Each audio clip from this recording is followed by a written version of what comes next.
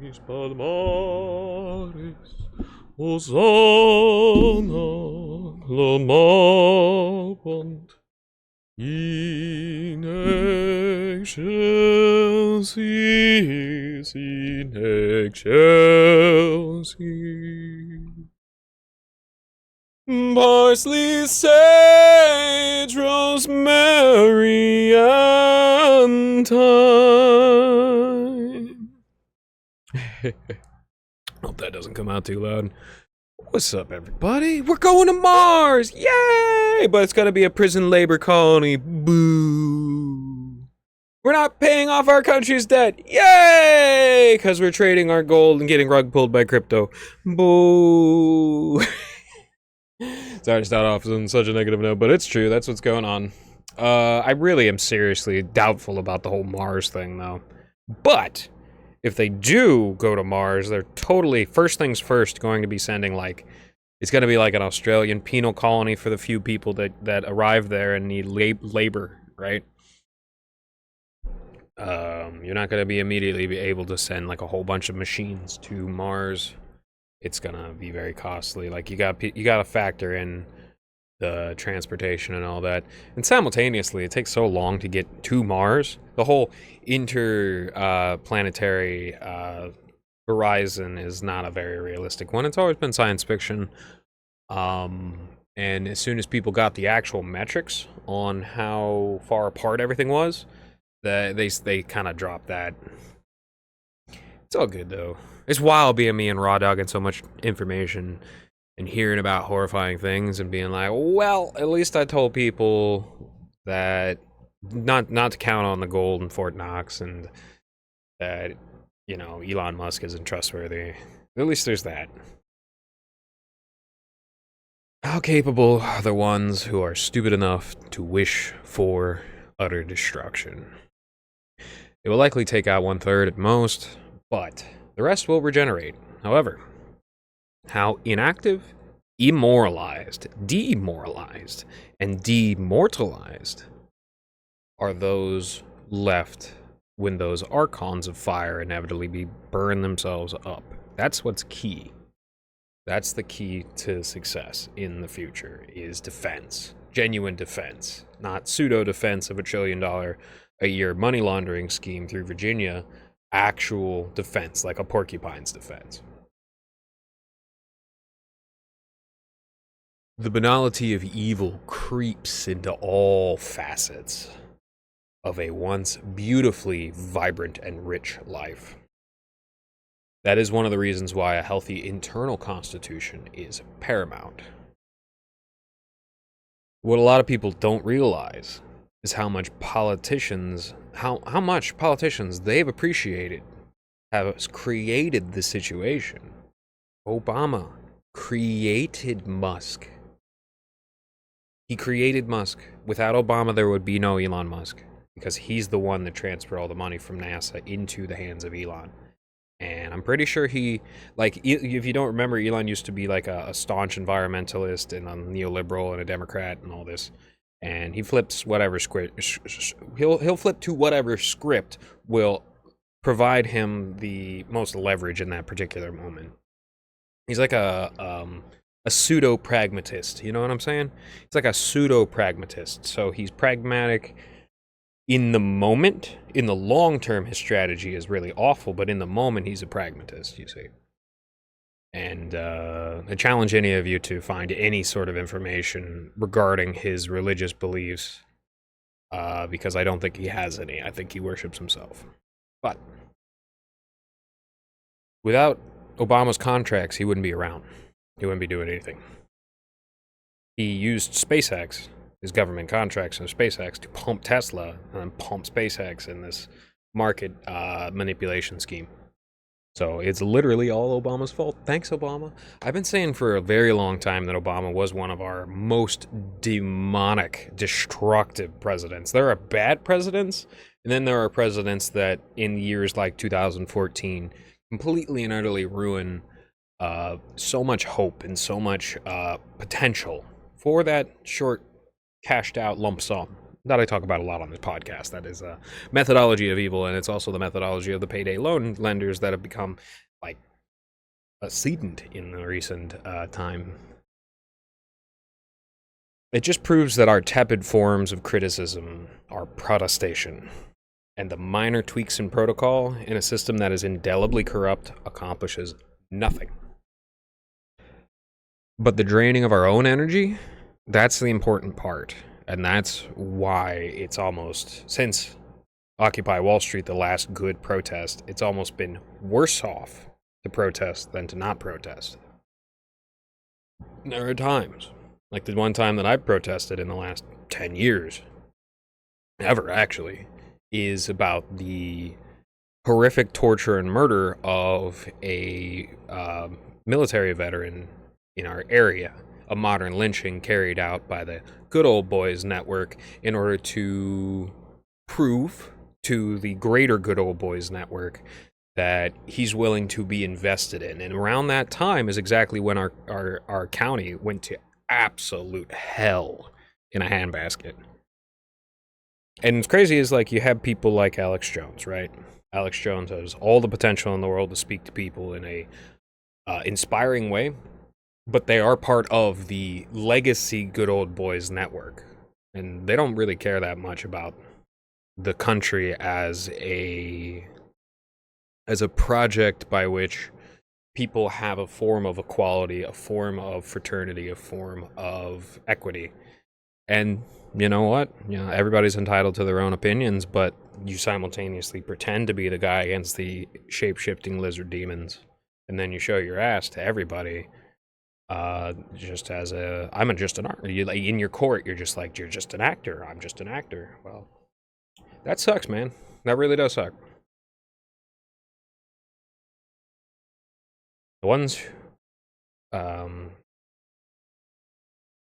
ones happy in shackles are not in the right, but as an ideology, they will win out if the ones who love peace allow themselves to become inflamed and burn themselves up and commit seppuku. You can't have that happen. America's probably not beating the "we're cooked" allegations, but hey, at least we can grill as we go. You, my dear ones, are not violent, gambling, drug-addicted, sex-addict freaks. You do not have to worry about moving constantly to avoid the pressure, that feeling of creeping guilt. You can meditate, you can pray, and you can go out happy, and you can persist happy. That's the thing. You have that choice. Because you are not in invisible chains thanking your slavers because you believe in the system of slavery. You don't have to sell your soul for peanuts. Not really your fault that things are going to ruin due to the acts of a drug-addicted scumbag who sleeps 3 hours a day and has ground themselves down to a nub with a small militia of instant gratification seekers led on invisible chains to their own doom. Don't let it get you down. Don't worry about it. Do not let it get you down. This is the best advice I could tender. And I really got to thank Null for trying to convince me that Bernie was a cuck early on. Like, it's one thing to lose and have that opportunity of a real hope and change opportunity, and then completely and utterly sell it out for the facade of Obamaism, for the facade of Bidenism. It's another to signal boost the guy to destroy the country for a generation, because a lot of people are blaming Trump, but Trump is doing exactly what, like, Elon is his sin eater. Okay, when Elon reaches the extent of his use, he will be discarded as the sin eater. This is a very frequent tactic of Trump. Everybody knows how Trump acts, and he's got this exact sort of king's court strategy and mentality. It's Biden that clutched to the fake pretenses of democratic power and sold our country to the heart of evil, Israel, of which Argentina was inspired to turn, of which America was inspired to turn, of which many other European countries have already turned decades ago. It's Biden's fault. It's exclusively Biden's fault. And that's why I say, get that gay culture out of my face. You know, you guys were happy with that. You guys are happy with the destruction of every man, woman, and child in Gaza. As long as you can get married, get out of my face. Get out of here. No pity. Zero pity. Zero pity. Like, seriously.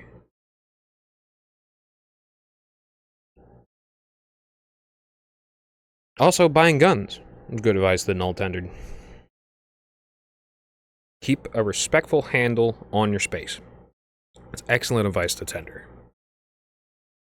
And he was giving that advice for a large many years, and it's the best advice. As I said, you gotta make sure that you have calmness and you have defense, and that you could withstand the storm, because the storm of idiocy is raging, and it is only going to get worse and worse.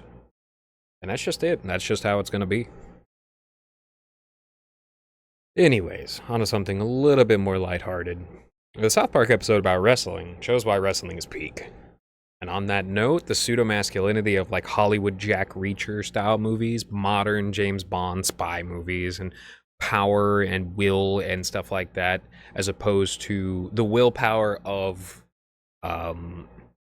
calculated actions and pageantry, is it's a stark contrast.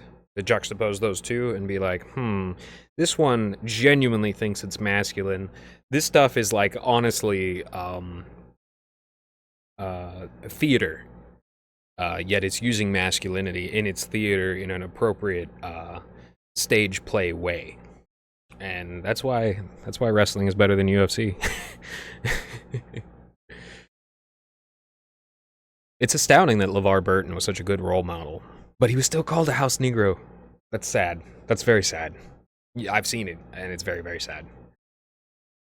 Now, everybody loves the Salamander's Legion, but I still say the Raven Guard is peak good guy energy. Now, apparently the Salamander's Legion, this is Warhammer 40k lore, apparently the Salamander's Legion will kill any Eldar, man, woman, and child, that they see.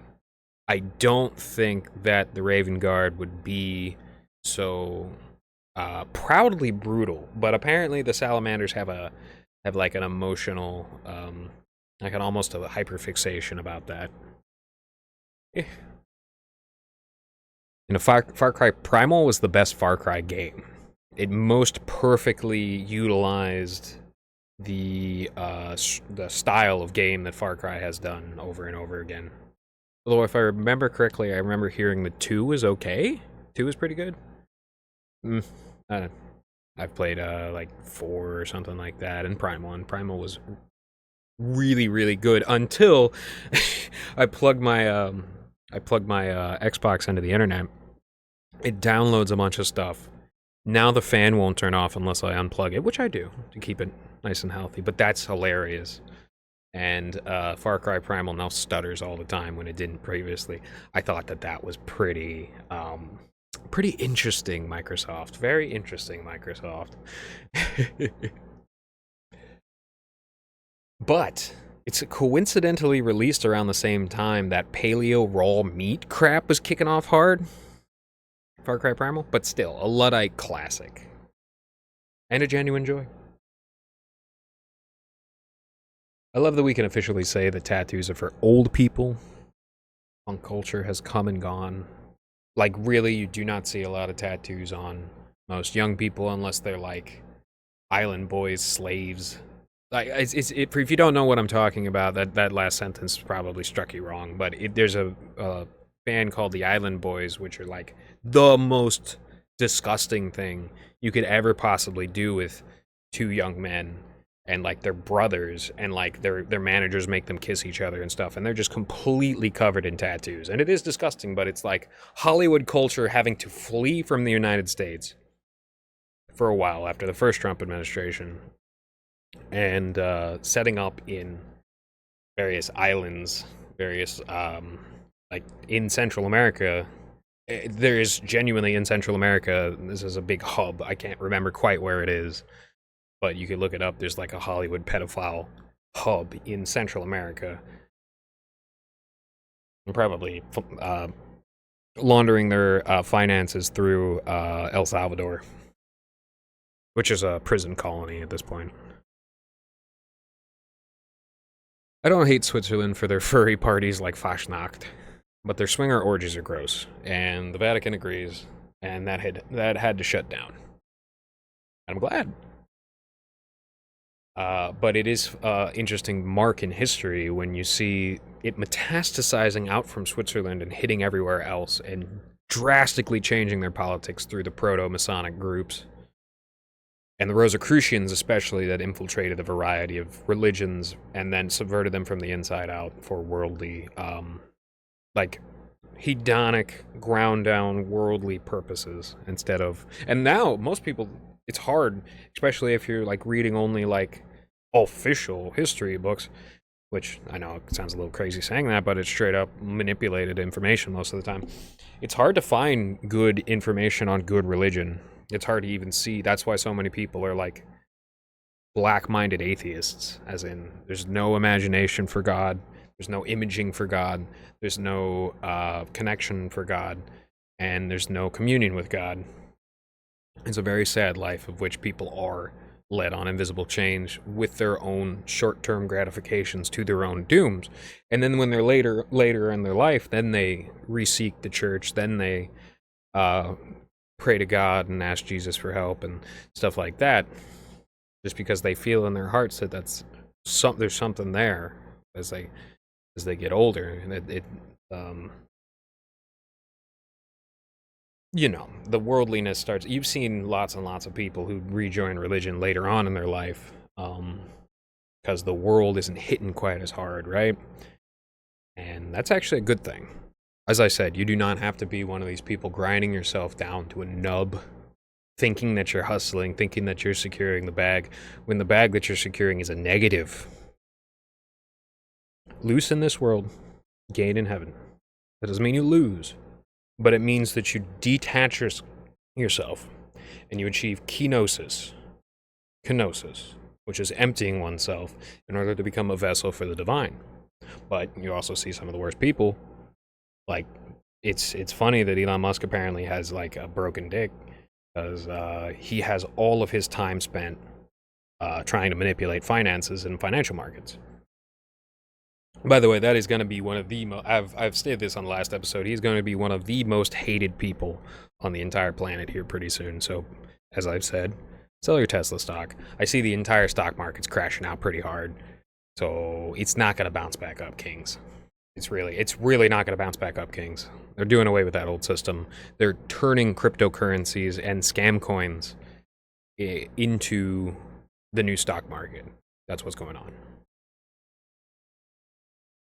And it seems that banker-cultured men tend to be as sexually attracted to phantasms and tulpas, from M&Ms to monster girls. I've noticed this. It's very interesting. You'll see this a lot in Hollywood, and you'll see this a lot in Japan and stuff like that. It is what it is, man, you know? It is what it is. Alright, y'all. Cheers.